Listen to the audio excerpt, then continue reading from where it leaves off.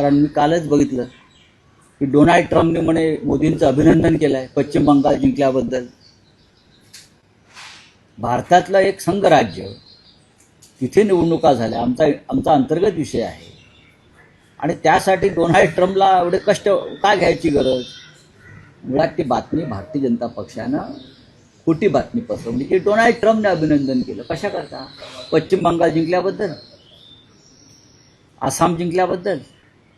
त्याच्यामुळे आज आम्ही डोनाल्ड ट्रम्पला एक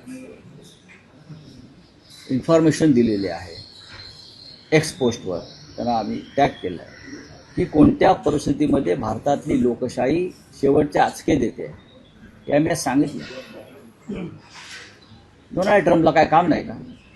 त्याला ते हॉर्मोज पोर्ट खोलायचं आहे, समुद्रधुनी खोलायची आहे, त्याला अनेक गोष्टी करायच्या आहेत.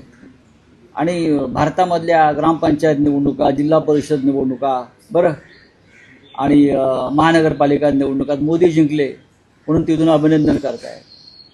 काय खेळ चाललाय, काय गंमत चालली आहे सगळी बाबा.